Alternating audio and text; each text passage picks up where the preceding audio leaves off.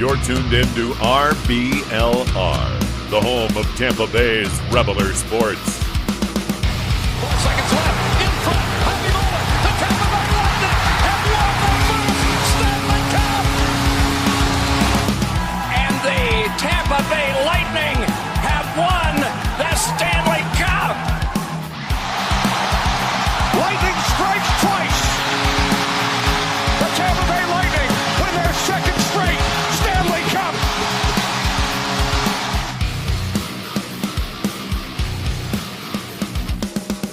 Hello, everybody, and welcome back to RBLR Lightning. As always, my name is Jake Vicker. Alongside me, it's Joe Zandaparo. It's Matt Candy. Guys, welcome back to the show. Another episode, a lot more Lightning wins to talk about. It's been some good weeks of Lightning hockey. Welcome everybody in who's joining in with us live. Thank you so much to you guys tuning in. Don't forget, if you are missing this episode live and you're watching later, follow us on social media at RBLR Sports, at RBLR Lightning, so you stay up to date. When we do go live, you can join the conversation with us here. But first and foremost, guys, how you doing today? I'm cold, man. This is a pretty cold week, and I really hope that the weather holds out for just, another 2 weeks until we get our outdoor game here? I think the reason it's so cold is that the hottest team in the league has been out of state. So really, really fun show that we can talk about. Nice. It's going to be hard to top last week, but, man, I mean, what a role they've been on.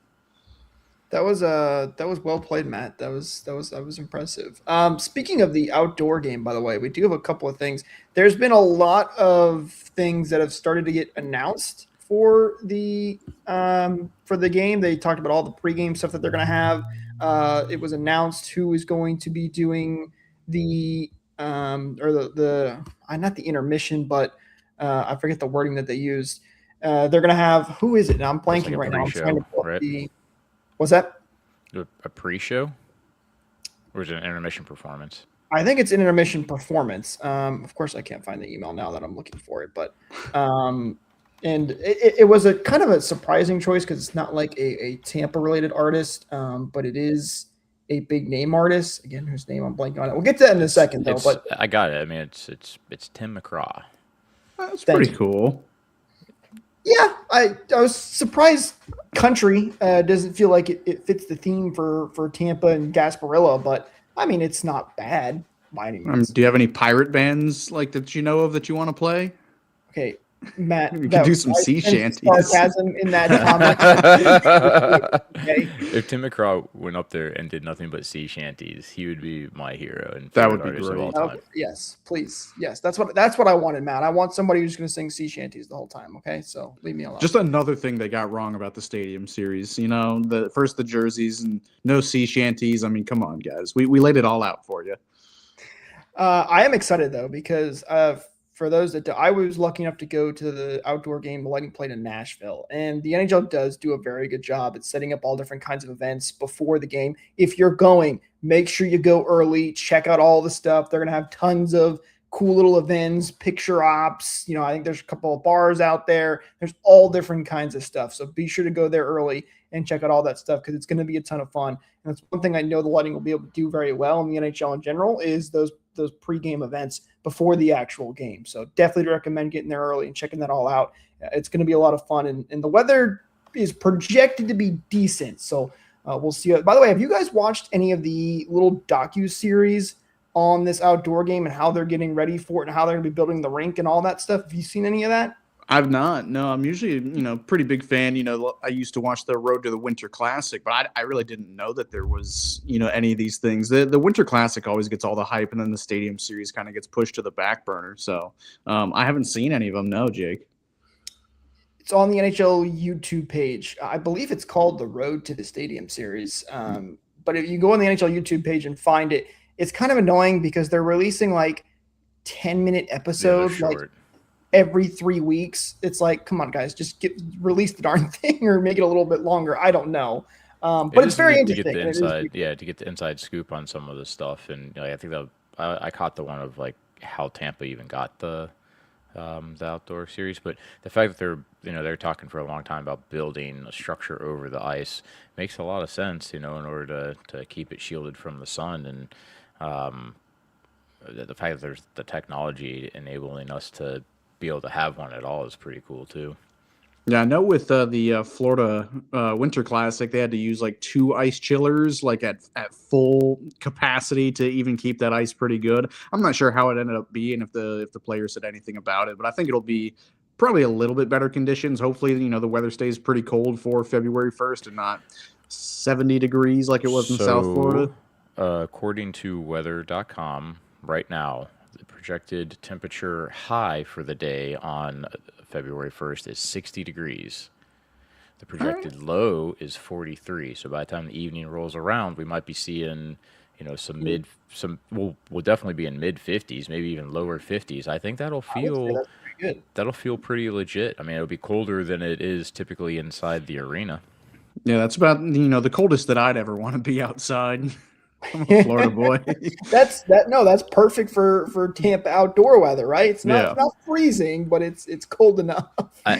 There was my first experience with it being really cold is like for my 10th. I remember it was my 10th birthday, which is December 10th, and it was the Battle of the Bays between Tampa Bay and Green Bay. And I went to an outdoor game at I'm old, so it was the old Sombrero, I'm sure, and I remember absolutely freezing, enjoying watching the game, but I was like shaking, dying cold, and there was a bunch of guys in front of me that I couldn't understand it. Why were they screaming and hollering with their shirts off? What sort of superpower did they have that enabled them to do that? And, obviously as you get older, you kind of figure that number out. Beer. Beer. Well, Joe, it's funny you mentioned that because one of the coldest sporting events I've attended was in Green Bay, where it was, I think it was like 10, 13 degrees, something like that. And, all the Green Bay natives are out there with their shirts off, having a great of a time. Then there's me and my dad who've got 6 layers on, a bunch of, heating pads inside our sweatshirts, trying to stay warm as possible, freezing. So reminds me of Cool Runnings, right when the guys are coming out of the airport, they like open their suitcases and put every single piece of clothing on in order to warm up. Joe, you already dated yourself with the sombrero. You don't need to do it again. Hey. There you go. By the way, Beverly brings up a good point that we need to mention too. Not that one. Big Rig hosting the Gasparilla Parade. He is what's the term that they use for it? Forget what they call it. Grand Marshal. Grand Marshal. Thank you, Joe. Joe's got all the answers today. I love it. The Grand Marshal. Wisdom from age. Grand Marshal for Big Rig. He is the perfect choice for something like that with the outdoor game coinciding with Gasparilla. That was the right move by Tampa. I'm very excited to see him during Gasparilla. So I actually got some upgrades to my pirate costume for Gasparilla. So I'm very, very excited for this year. Proof where it didn't happen. Listen, I will not be back in Tampa until that weekend. So trust me, there's a couple of things that I have acquired that I've been wanting to show off on the podcast, but I have not been able to do yet. But as soon as I am back, I will more than happily put it on for the next episode when it happens. All right. All right. With that said, though, let's get into some Lightning hockey because we got a lot to talk about this week with after we talked about last week, the Lightning were on the line trying to break their franchise record in the win streak. That unfortunately did not happen, but the point streak continues to roll on. And overall, guys, Lightning been playing some really, really good hockey. Let's start with game number 1 for the Bolts here against the Pittsburgh Penguins. We had the pregame show to this one, essentially. Lightning win it by a final score of 2-1 in the shootout. This game went really long. It was a tightly contested, tight checking game, if you will. Obviously, only the 2 goals in regulation, and both those goals coming in the third period. JJ Moser gets one, and Malkin gets one for the Penguins to tie it, and then Kucherov is the one who scores the shootout winner. And this game, I thought the Lightning played good, but then that overtime, you just got nervous because, as we all know, when you're on a back-to-back, that's the later half of those games, it's so tough for the guys who are playing on that back-to-back because you're just exhausted. You're dead, and especially on the road. And that showed in the overtime. But the Lightning survived. Vasilevsky came up big, and then the Lightning get the win in the shootout. That was definitely a game that, Dan pointed out last week in the comments that don't sleep on the Pittsburgh Penguins when we play them. It ends up being pretty tough, and obviously it was. You could tell that the guys were giving it everything that they had in order to stay in the game. The final push that the Penguins did late, the inability to clear, and them just being relentless shooting the puck. You could see it coming, and the Lightning really needed to clear to make sure that they secured that 1-0 victory going through the third. But when they didn't, that OT was pretty wide open. That was one of the better overtimes with some back and forth that I remember in a while. And glad to get a point out of it. But there goes the point streak for Kucherov, though. That even though he got the shootout goal winner, that multi-point consecutive game streak, however you want to word it, was still pretty impressive by him. I'd argue that we were lucky to escape that overtime at all. I thought Pittsburgh did a really good job of getting their chances. It didn't really look like we were going to get out of it at all, and I'm grateful we did, because Pittsburgh's record in the shootout is just terrible. If they go to the shootout, it's pretty much an automatic loss for them. So, and just a good cast of guys that Cooper sent out. I remember last year, Gage Gonsalves, he got sent out in the shootout, and he missed his first ever attempt, and everyone, as always, we're like, fire Cooper. Why would he do this, this and that? But pretty much every shootout attempt he's had since then, we'll get to the Blues one a little bit later, he's scored on it. Gage is a really good shootout specialist, if you will. And he scored in this shootout as well. But yeah, I would say we were pretty lucky getting to the shootout at all. But I'd say for the rest of the game, despite it being a pretty boring game, low event, not many crazy chances, it ended up being a pretty, gross, gritty goal that ended up getting Lightning up, late in the game. I'd say they were the better team for, a good portion of it, 85% of that game, I would say. Yeah, overall, definitely good stuff for the Bolts. You get the win at the end of the day. You survive it. The win streak continues at that point. That was to tie the franchise record for the Bolts when it came to the win streak. Looking at the numbers, shots on goal, 31 for the Bolts, not too bad, and they outshot the Penguins.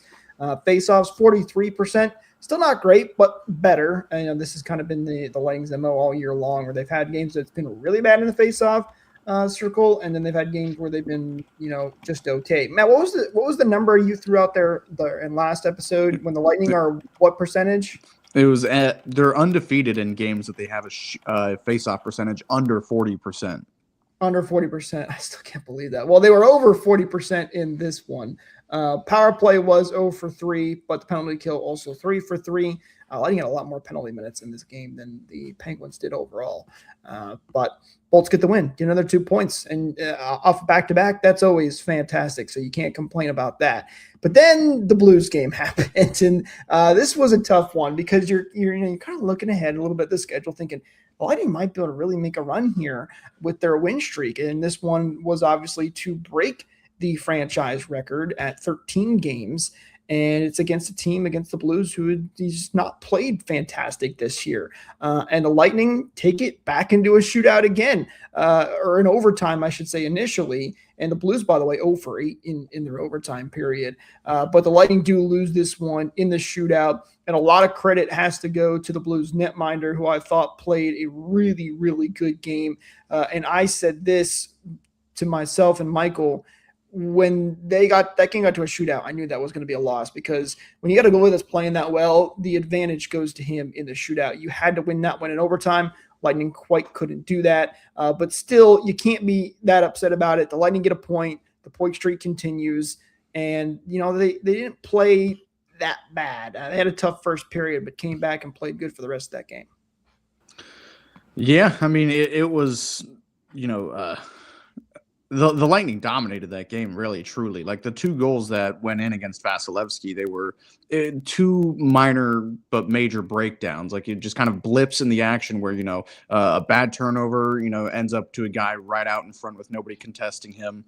And, it's going to be a goal 95% of the time. So, other than those two goals that went in past him, maybe, 1 or 2 other instances later in the game, they pushed harder in the third period and the second period. Lightning controlled that game. And yeah, you can, go back to we got goalied, and that's exactly what happened. Joel Hofer and Jordan Bennington, for that matter, the Blues goalies, are just the streakiest goalies in the world. Like, they're hot as hell, and then they can just be super, super cold. And unfortunately, we got Hofer on a really hot, really, really hot day.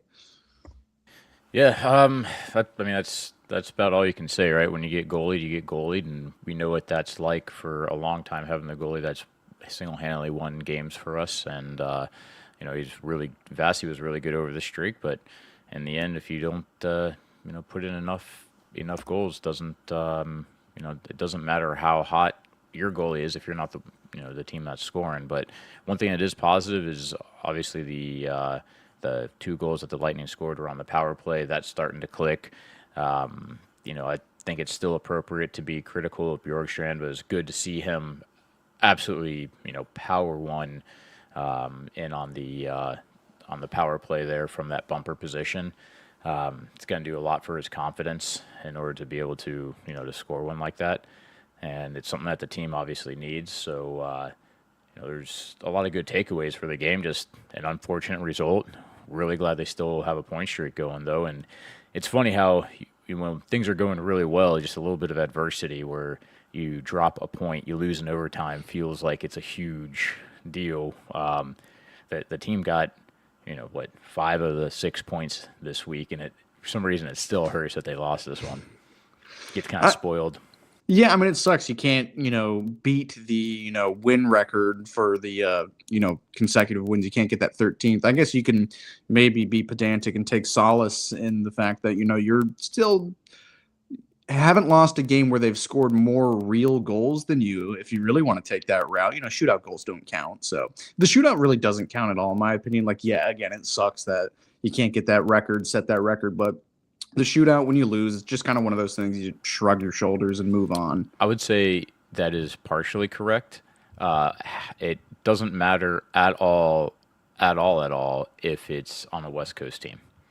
Absolutely. If it's within your division or you're fighting for, then sometimes those points matter. But West Coast team, if they get it, that's good on them. But that doesn't hurt the team.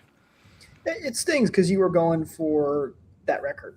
You were right there for it. It's against the Blues, and you lost in the shootout, which many people are not fans of, and say it's a skills competition. So that's why it stings. But overall, the Bolts played well. The biggest thing they did wrong was win as many faceoffs as they did, because clearly they're better when they don't win faceoffs. They were actually over 50% in this game, 53.8%. All the stats. We spotted the problem. They won too many faceoffs. They won too many faceoffs. That was the issue. Lose more faceoffs, guys. Come on now.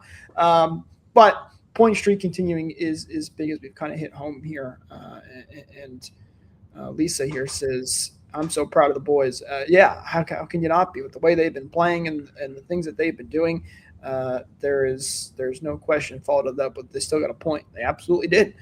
Listen, a point streak isn't as fun as a win streak, but hey, a streak's a streak, right? And it's helping the Bolts a lot right now, especially in the Atlantic Division, where everybody just has decided to keep winning games. The Lightning have only gained, I think, 4 points they're actually tied right now with the Red Wings in the standings, because the Red Wings have played 3 more games than the Lightning. So, take that for what you will. But still, it's actually still a really tight race in the Atlantic Division because everybody keeps winning.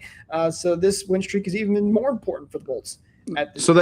That does kind of suck that everyone is playing really good at this moment. But if I can, show you a silver lining to it, is that with other Atlantic teams winning, it's also kind of making things a little bit harder for the Florida Panthers. So that's also what I'm kind of watching for. They had a rough night on, what was that, Friday? Oh yeah, 9-1. I love. What was the score again? 9-1. They lost that. They lost how bad? 9-1. Oh my God! What a terrible team! What a terrible team! Yeah, that was not a good game for the Florida Panthers. They are getting Matthew Tkachuk back tonight, I believe it is. So we'll see what shiver me timbers. All we know is, though, the Bolts are playing much better than the Florida Panthers right now, and that is always a good thing. Well, the Lightning would have one more game to get to after their shootout loss to the St. Louis Blues. And, you're looking for a redemption here. Bounce back after an annoying loss. And, well, it wasn't a great start for the Bolts after the Stars scored the first goal of the game. But then the Lightning quickly said, all right, that's enough of that. And they controlled the rest of this game. They win it by a final score of 4-1. And the usual suspects getting involved once again, minus Nikita Kucherov, who could not score an empty net to save his life, and he was clearly a little frustrated by that. But Lightning do eventually get the empty net, and it was Holmberg who scored the goal, actually, and good for him. He's continued to play extremely well. Dominic James with a really nice shot in this game. He was the one that originally tied it. By the way, I really like those Stars uniforms, those throwback unis. Those are a lot of fun, nice uniforms. But the Bolts get the win. They continue the point streak.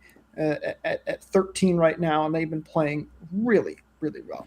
What was the problem that we had the previous game why we didn't win? It was face-offs, Joe. Face-offs. Oh, okay. So then the Lightning go 39.6 in the circle with the Stars being at over 60%, and you win 4-1. That is like such a crazy coincidental stat, correlation is not causation sort of thing, but what a crazy stat. And then winning 4-1. And the one that went in on Vasi was just a weird squeaker that realistically, if Cooch was playing a little bit more, like if Cirelli was in the position that Cooch was in, that never would have went in. Cooch kind of did a drive-by, a flyby on the net rather than just tie his guy up, who ended up putting it home. But that was a pretty solid game. And I actually thought the Stars were playing physically pretty well against the Lightning for a lot of it, and some of it was some tight checking, but the Bolts put it on them, then locked it down in the third.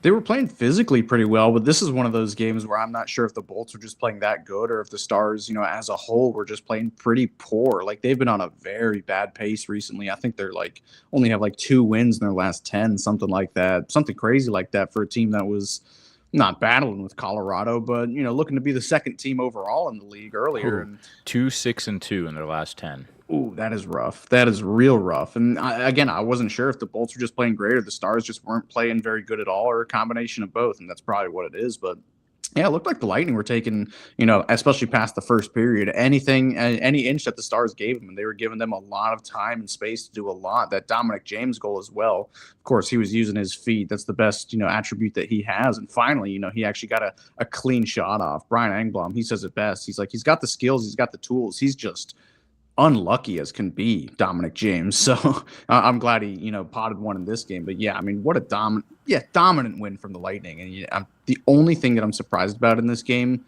Anthony Cirelli didn't get a goal. I usually hammer Cirelli against the Stars, and he had an opportunity. He had a look for a tap in, just kind of flubbed off his stick. But usually that is a 100% lock. Cirelli against the Stars.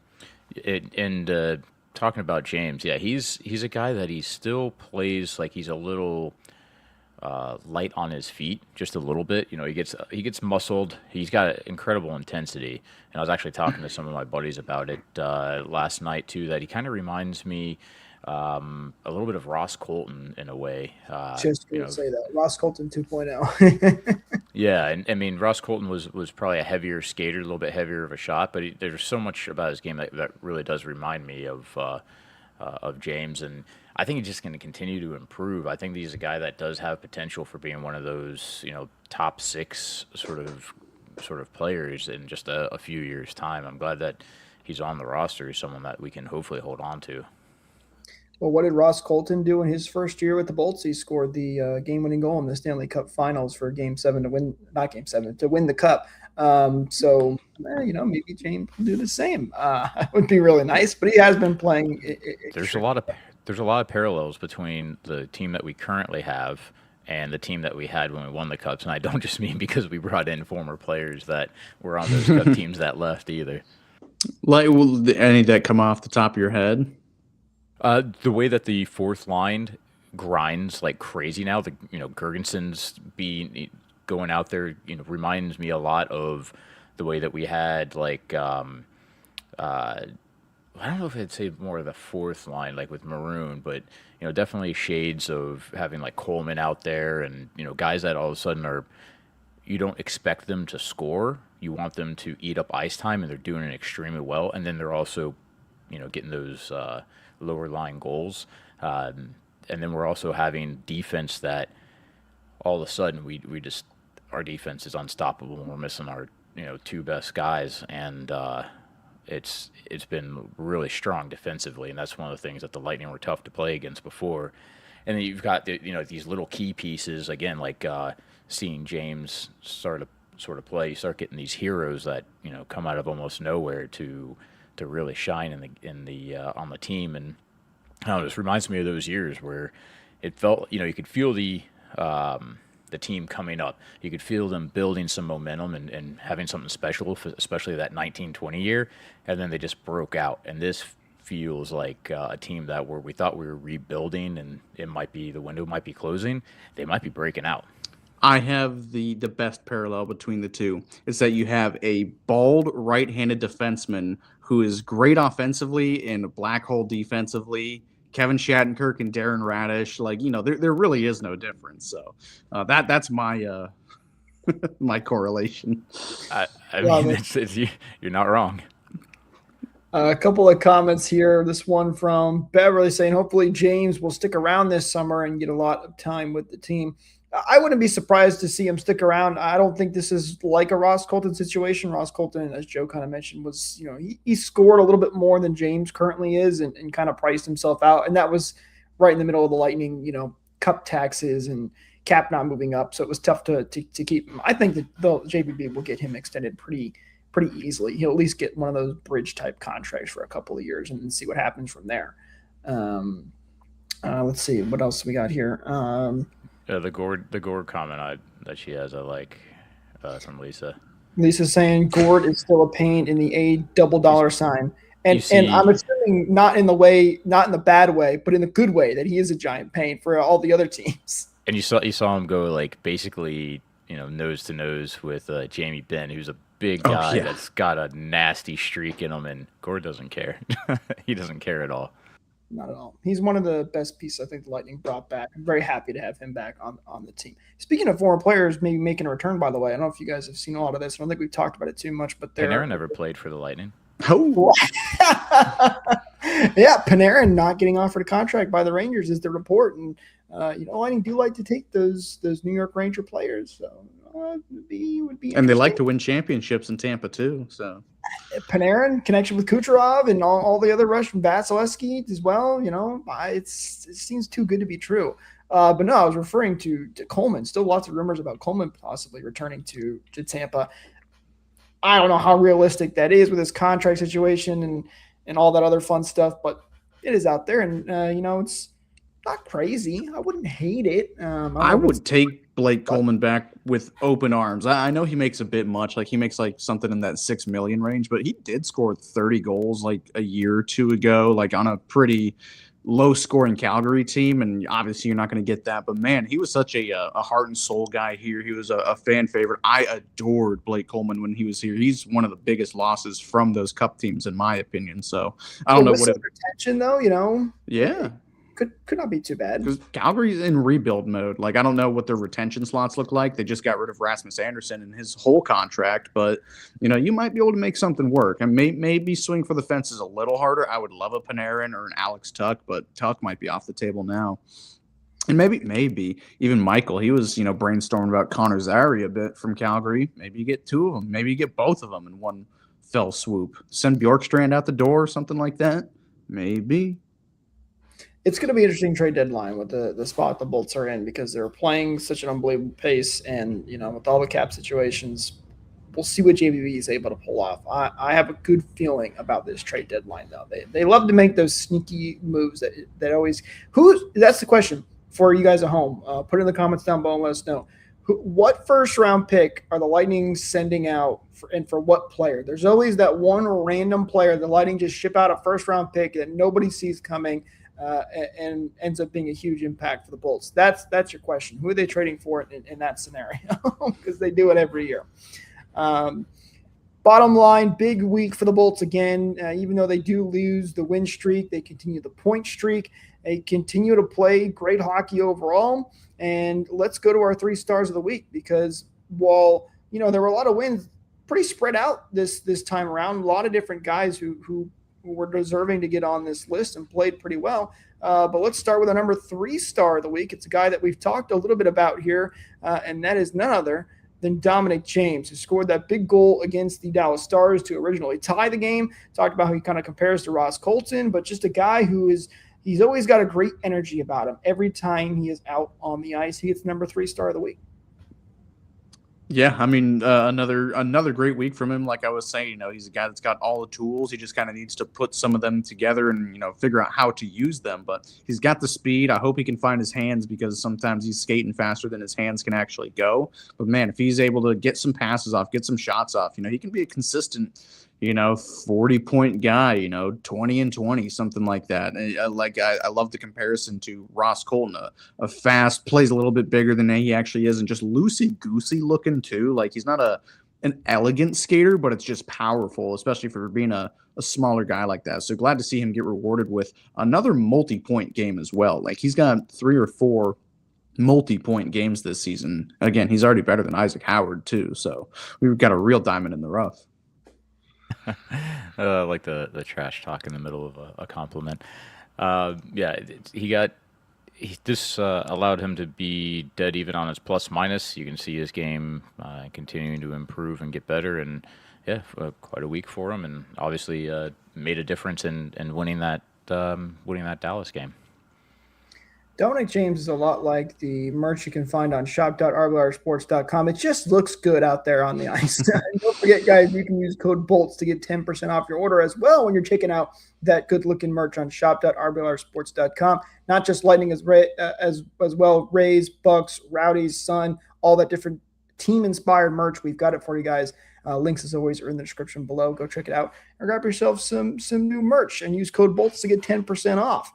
Going to our number 2 star of the week, this is a guy who has been on this list quite a lot recently, and still, I don't know how he's doing it. He continues to impress. It is none other than Darren Radish, who earned the 2nd star of the week. The Bald Eagle has been by far the best defender for the Lightning. Who would have thought I'd be saying that at this point in the season? Let's see, you got 2 assists. Oh, let's talk about the assists he got in the Dallas game just for a second. His assist was because he was skating hard into the zone, got past a one-timer, blasted the crap out of it.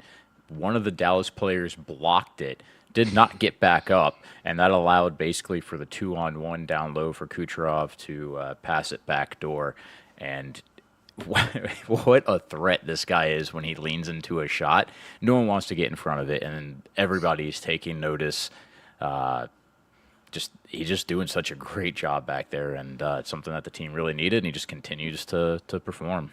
Yeah, I can't remember the last time he just took like a regular wrist shot or snapshot, something like that. It is always a full steam clapper.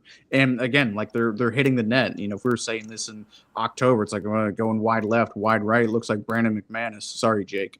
But he just is just really putting the tools together right now. I'm glad he's really taken every inch that he's been given. He has been the answer for the power play, for the missing Victor Hedman. This couldn't have come at a better time. So, hey, maybe you can flip him for something at the deadline too. I know that's kind of the route you're taking, Joe, but the way he's playing, man, I don't know if I want to get rid of him. This might be who he actually is when you give him an opportunity. Dude, if this is who he actually is, there's another... Someone's gonna have to end up going, right? Like it's inevitable, but sure enough.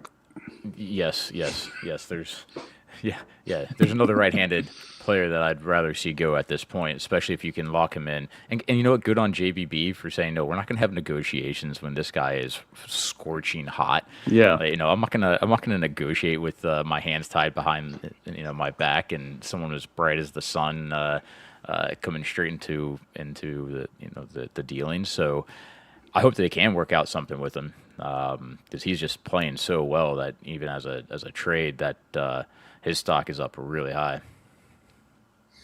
He's been unbelievable, and let's just focus on this season. Have him help us win a cup or be a trade asset to get somebody that's going to help us win a cup, and then we can worry about what's going to happen with Darren Radish, whether he's with the team or not. But bottom line, he's playing great hockey right now, and he gets the number 2 star of the week. All right, going to the number 1 star now. This was actually a last-minute addition. I got to give Joe a little bit of credit here because I didn't think of it initially, and Joe brought it up, and we said, you know what?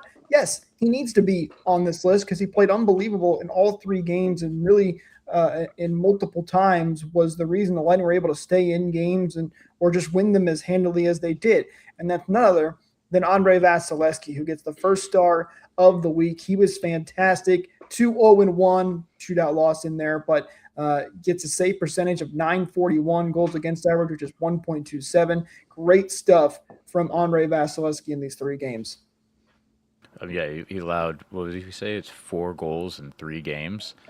And he's on his game right now, and when he's on his game, he's really, really hard to beat. And obviously the only game that the Lightning lost was one that he held them to go into a shootout. So those numbers are impressive, and I feel like he kind of did it in a way that sometimes when you get a win with a goalie, you see that the goalie is just outperforming the other team, making miracle saves, but he's been really calm, comfortable, and confident while he's in net. Saved a couple of breakaways like it was just a regular shot, but almost no challenge, no drama.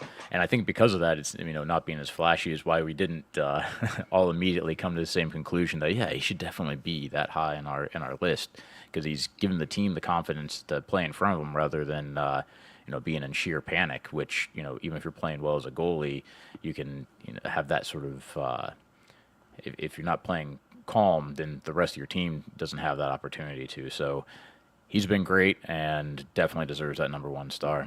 And we've talked about, maybe Cooper for the Jack Adams, Hagel for the Selke, J.J. Moser for the non-existent, best defensive defenseman award. But Vasilevsky's sneakily making a Vezina conversation out of his season. And it took him a little bit to really climb back up, but he's putting these wins and he's putting these good performances together that he has an outside shot this year, a pretty decent shot, actually.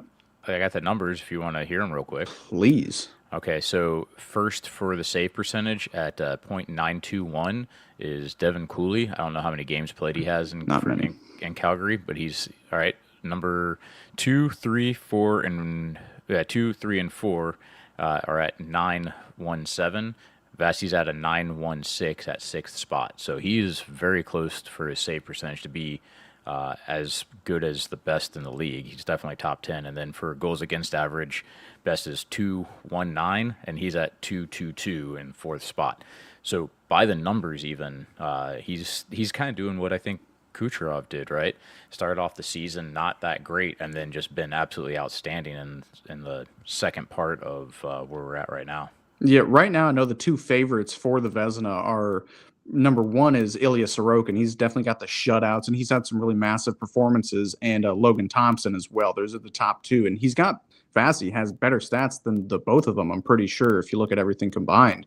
And I know I was arguing with some Islanders fans about this. Shocker, they like to argue about. Matt was arguing with Islanders fans on social media? What? Right? Shocker. But they're like, well, look at the defense that Vasi has in front of him. What about it? They've been missing 3 or 4 of them for the whole year. What do you mean? Yeah, sorry that, the guys that are stepping up are actually playing pretty good, but without Vasilevsky, who knows what this team does look like. So I love that excuse, because you guys, the Islanders have been forever and ever the Metapod clamp down, harden, don't let shots get onto your goalie kind of defense. And I'm not trying to take anything away from Sorokin. He's probably still the go-to pick right now. But if things keep going this way for Vasilevsky, I don't see why he shouldn't win his second Vezina, which is still a crime that he only has 2 or only has 1 in his career. Pardon me. So he should win his second Vezina. And another, cute little stat. It's a little cherry pick stat, but he's the 6th goaltender in NHL history to record 10 straight 20-win seasons, which, wins here, they're a team stat, but at the same time also a goalie stat too. So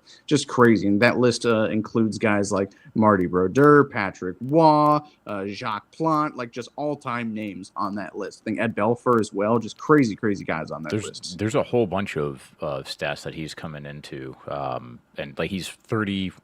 Let's see, he just passed 350 wins, and I think they said that he's one of the fastest to get to that number too. I mean, he's doing really well for a guy that's 31 years old. He still has plenty of years left to play in the league, and he'll definitely be go down as one of the great all-time goalies, and we're lucky. We are so lucky to be able to watch him for his entire career thus far.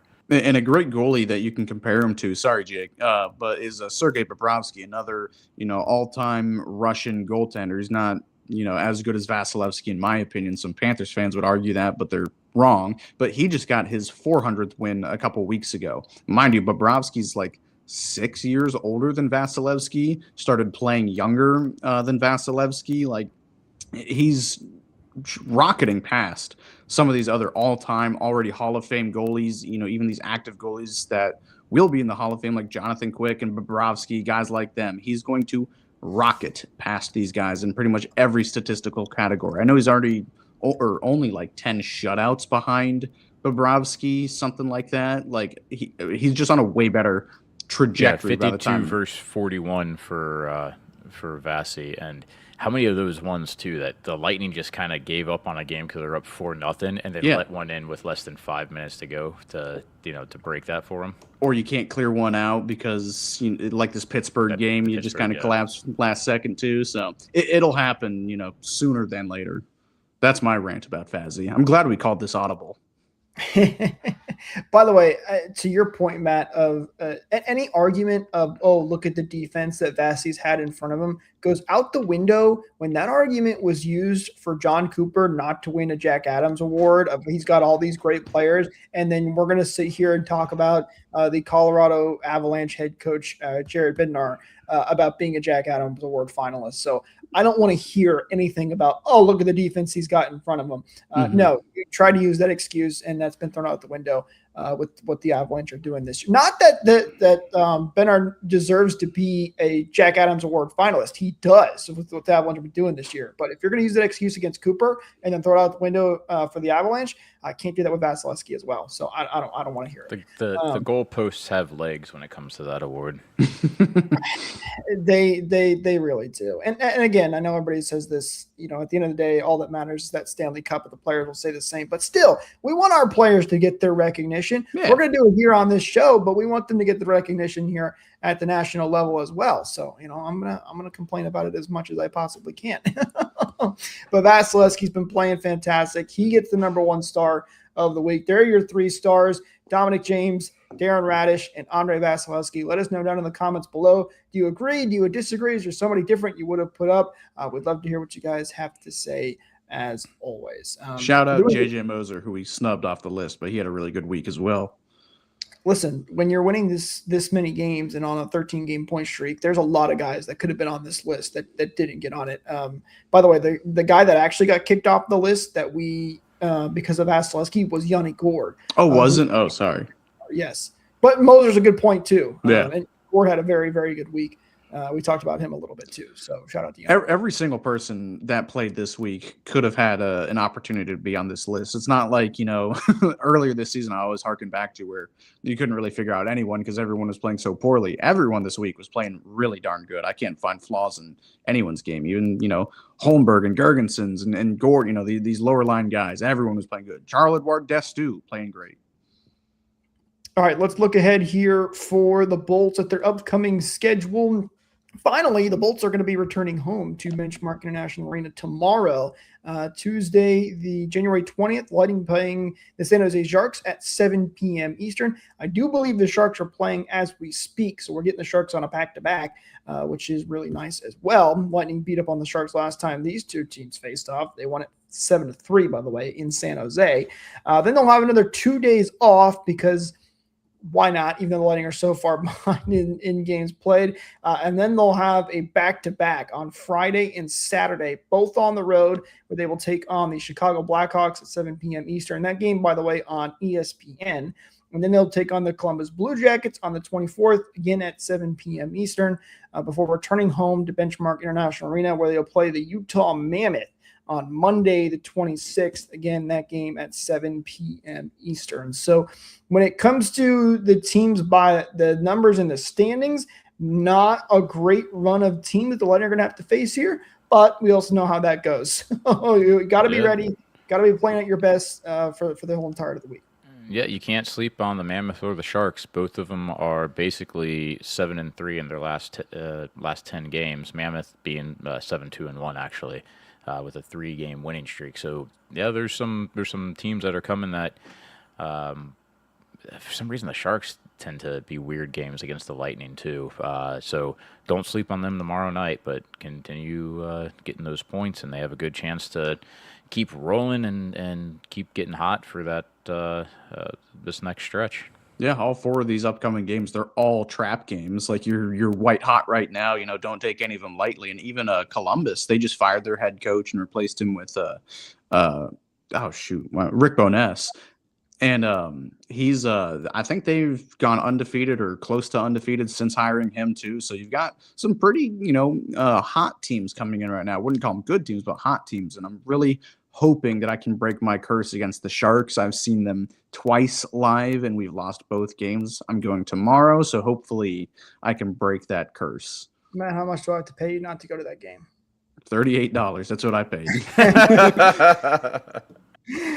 I do. Hopefully you can break the curse. We've had a pretty good record. I'll trade you Stadium Series tickets. How about that? Absolutely not. I will be in attendance for that game. I'm very, very excited to be there.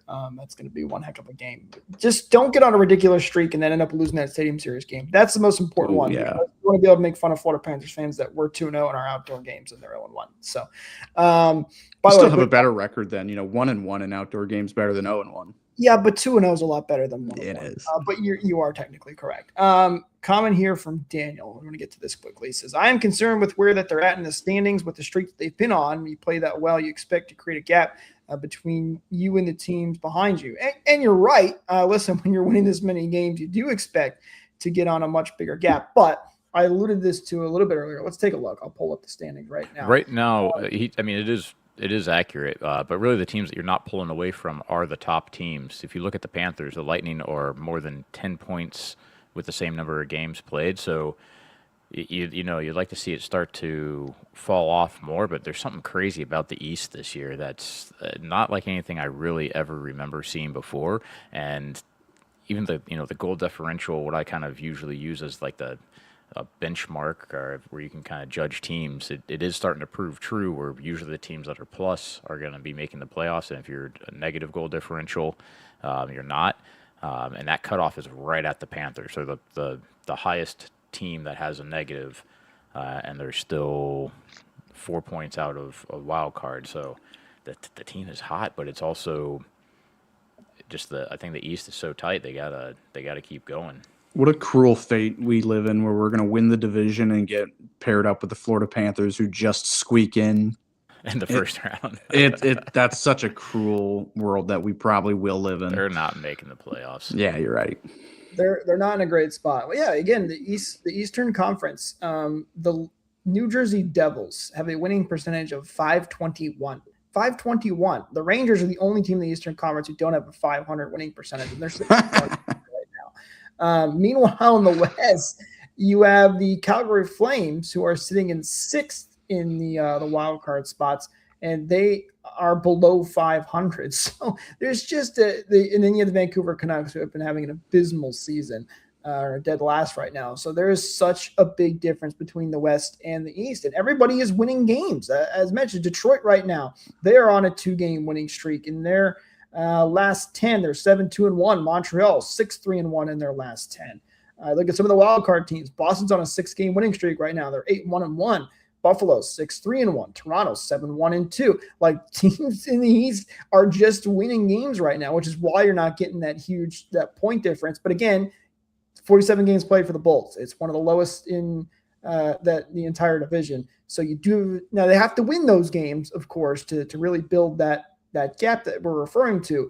But they do have those games to play, and they are playing very good hockey. So you do have to keep that in mind as well. So it's tough.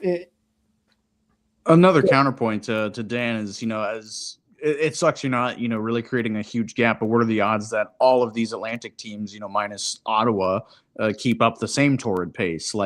All these teams are going to eventually fall off at some capacity. They're not going to go, 7-3 or 8-2 for the rest of the season.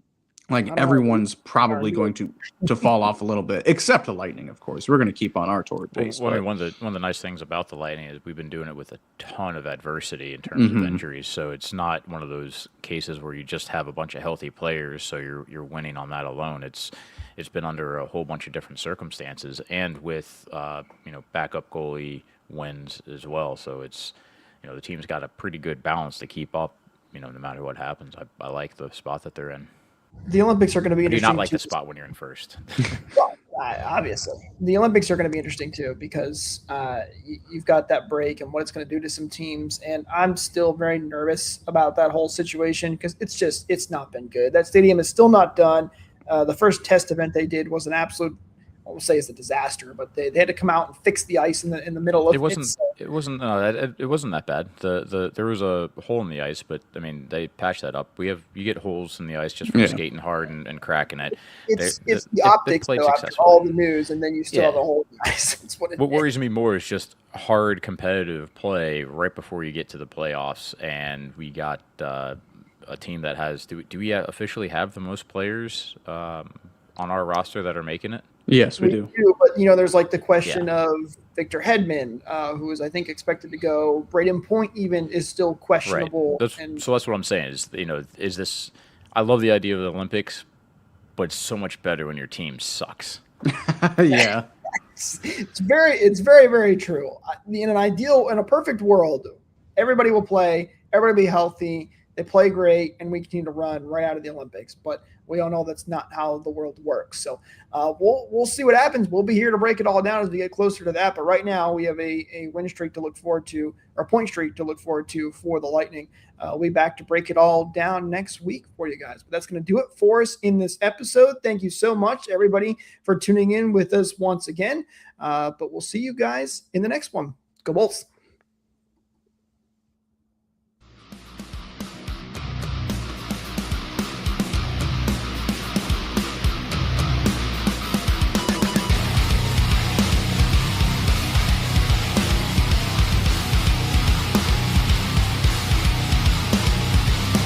Thank you for tuning into this presentation by RBLR Sports. On your way out of the stadium, please remember to like and subscribe.